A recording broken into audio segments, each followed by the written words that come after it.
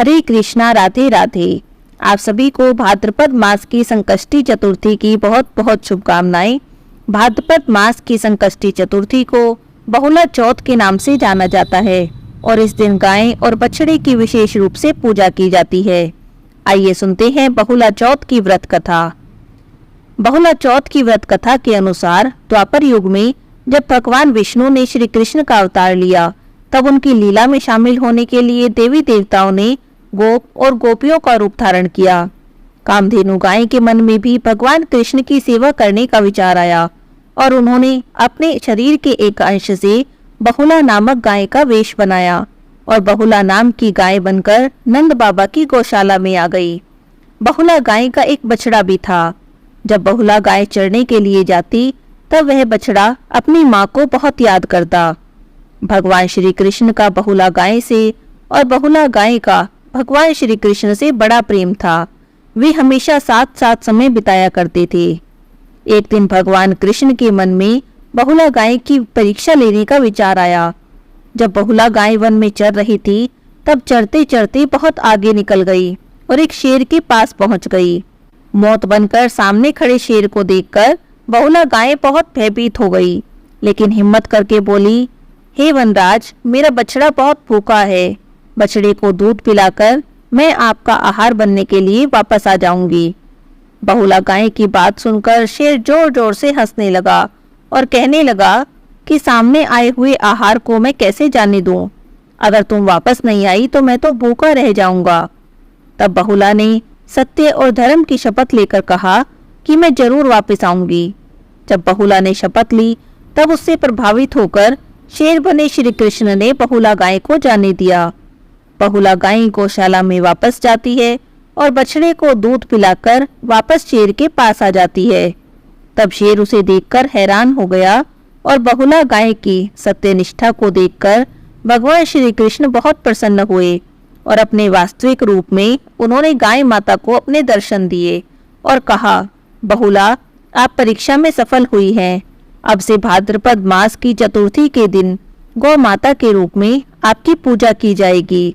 बस तभी से भाद्रपद मास के कृष्ण पक्ष की चतुर्थी को गाय माता और उसके बछड़े की पूजा की जाती है और इस कथा को सुनने वाले को संतान सुख की प्राप्ति होती है। जो बहुला चौथ का व्रत करता है उसे गाय माता की कृपा प्राप्त होती है और उसके घर में सभी प्रकार की सुख शांति आ जाती है। बोलिए कृष्ण भगवान की जय हो, चौथ माता की जय हो।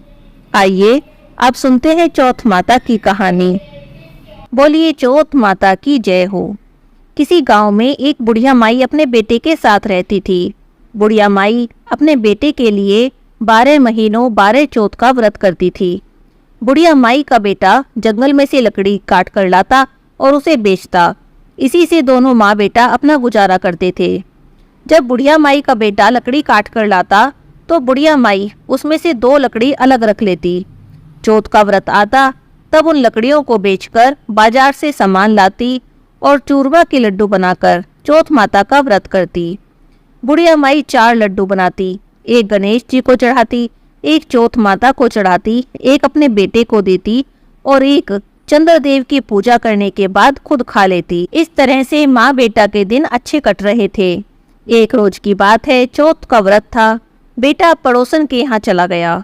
वहां जाकर देखा तो पड़ोसन चूरमा बना रही थी। उसने पूछा, आज क्या है जो चूरमा बना रही हो?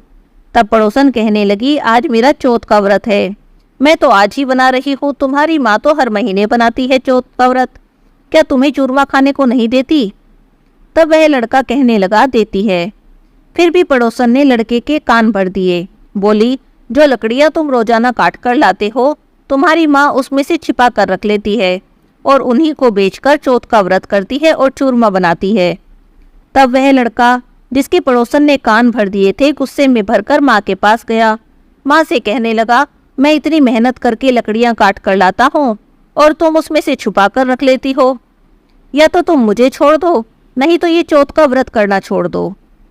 तब माँ कहने लगी, बेटा, मैं तो चौथ का व्रत तुम्हारे लिए ही करती हूँ, इसीलिए तुम्हें भले छोड़ दूंगी, चौथ माता को नहीं छोड़ूंगी। तब लड़का कहने लगा, फिर मैं घर से जा रहा हूँ। घर से जाने लगा तो माँ बोली कि मेरे हाथ के ये आंखें ले जा। जब भी तुझ पर कोई संकट आए तो इसे अपने चारों तरफ बोकर बैठ जाना। लड़के ने सोचा ठीक है, ले लेता हूँ, क्या जा रहा है। आगे चला तो नदी बह रही थी, जाने का रास्ता नहीं मिला।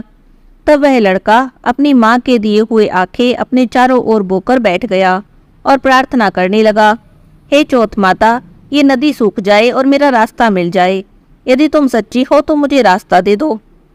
चौथ माता की कृपा से उसे आगे जाने का रास्ता मिल गया।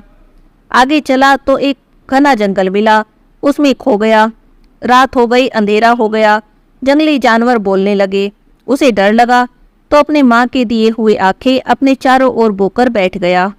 चौथ माता से प्रार्थना करने लगा कि मेरे को वन में से निकलने का रास्ता मिल जाए, नहीं तो ये जानवर मुझे खा जाएंगे।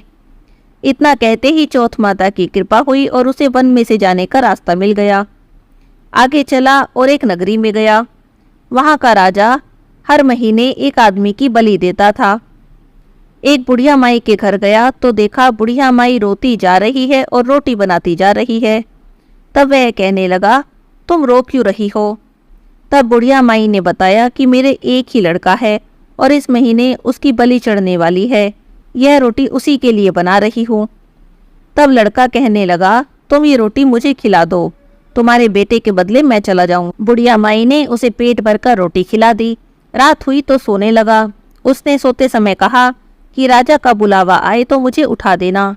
आधी रात को राजा का बुलावा आ गया, लेकिन बुढ़िया बड़ी परेशान हो गई। इधर उधर घूमने लगी, मन में सोचने लगी कि पराए पूत को कैसे जगा दूं बलि देने के लिए। इतने में ही खड़का सुन के उसकी नींद खुल गई। कहने लगा, इतना शोर क्यों हो रहा है? क्या राजा का बुलावा नहीं आया? तब बुढ़िया माई कहने लगी, आ गया है। तब वो जाने लगा तो बुढ़िया मैया से बोला कि ये लो, मेरी गठड़ी और लाठी अपने पास रख लो, आते समय ले लूँगा। बुढ़िया माई सोचने लगी, आज तक तो कोई वापस आया नहीं। तब राजा के आदमी उसे पकड़ कर ले गए और उसे आवे में चुन दिया। जब उस लड़के को आवे में बिठा दिया तब उसने अपनी माँ के वो आंखें निकाले और उन्हें अपने चारों तरफ बोकर बैठ गया। चौथ माता से प्रार्थना करने लगा, संकट आप ही ने दिया है तो इसे टालोगी भी आप ही, मेरी रक्षा करना।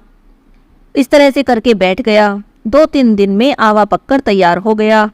आवे के पास कुछ लड़के खेल रहे थे। उन्होंने आवे पर पत्थर फेंक कर मारा तो उसमें से आवाज आई, अरे लड़कों, राजा को जाकर कह दो कि तुम्हारा आवा पक गया है। अब राजा बड़ा हैरान हुआ सुनकर। सोचा 6 महीने में आवा पकता था, 3 दिन में कैसे पक गया। उसने अपने सैनिकों को भेजा। वहां जाकर सैनिक बर्तन उतारने लगे। तब अंदर से आवाज आई, धीरे धीरे उतारो वरना टूट जाएंगे। राजा के आदमियों ने तो ऐसा पहले कभी देखा नहीं था। उन्होंने सोचा कि यहाँ तो कोई भूत बैठा है, वो तो डर गए। तब उन्होंने डरते डरते पूछा, तुम कौन हो? तब वह बोला, मैं तो वही हूँ जिसे तुमने आवे के अंदर बिठाया था। तब जब उन्होंने सारे बर्तन उतार लिए तो देखा कि वह लड़का जिसे आवे के अंदर बिठाया था सही सलामत बैठा है, उसके चारों तरफ आंखें बोए पड़े हैं। तब उन्होंने राजा को जाकर बताया। राजा देखने आया तो उसने पूछा, तुम कौन हो और तुम बच कैसे गए? तब उसने कहा कि मेरी माँ चौथ का व्रत करती है, चौथ माता की पूजा करती है, उन्हीं के प्रभाव से मैं बच गया।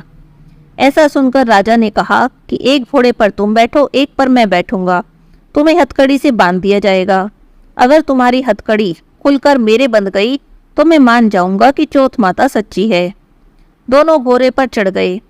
तब वह घोड़े पर चढ़ते चढ़ते कहने लगा, हे चौथ माता, मेरी लाज रख लेना। घोड़े पर बैठते ही उसके हाथ की हथकड़ी खुली और राजा के बंध गई। तब राजा कहने लगा कि तुम्हारी चौथ माता तो बहुत सच्ची है। राजा उसे अपने महल में ले गया। राजा की बेटी थी, उसने अपनी बेटी की शादी उससे कर दी। दोनों वहीं रहने लग गए। बहुत दिन बीत गए। एक दिन वह अपनी पत्नी के साथ महल की छत पर घूम रहा था। तब वह एक तरफ देखते हुए कहने लगा, आज तो हमारे गांव की तरफ बिजली चमक रही है। तब रानी ने कहा, तुम्हारे गांव भी है? वह कहने लगा, हाँ, हमारे गांव भी है और गांव में मेरी माँ भी रहती है। तब रानी कहने लगी, फिर तो हम अपने गांव को चलेंगे। राजा की लड़की अपनी माँ से बोली कि मेरी सास है, इसीलिए मैं उनके दर्शन करने जा रही हूँ, मुझे विदा कर दो। तब राजा ने उसको बहुत सा धन दिया और विदा कर दिया। उधर बुढ़िया माई से लकड़ी तो काटने जाया नहीं जाता था, बहुत बुढ़िया थी। इसीलिए वे गोबर के उपले बनाती और उन्हीं को बेचकर रोटी खाती थी। पड़ोसन कहने लगी एक दिन उससे कि तुम्हारे बेटा बहू आ रहे हैं और बहुत सा धन लेकर, बहुत सी सेना लेकर आ रहे हैं। तब बुढ़िया माई कहने लगी, मेरे भाग्य में कहाँ है बेटा बहू, एक बेटा था, उसे भी तुमने सिखा विखा कर निकाल दिया। तब पड़ोसन कहने लगी कि मैं सच कह रही हूँ, तुम्हारा बेटा अपनी पत्नी के साथ बहुत सा धन लेकर, बहुत सी सेना लेकर आ रहा है। फिर बुढ़िया माई छत पर चढ़ी और वहां से उसे सामने से अपना बेटा बहू आते दिखाई दिए। बेटा आकर अपनी माँ के पैरों में गिर गया और कहने लगा, माँ, तुम्हारी पूजा पाठ ने मेरी जान बचा ली, चौथ माता के प्रभाव से ही मेरी जान बच सकी।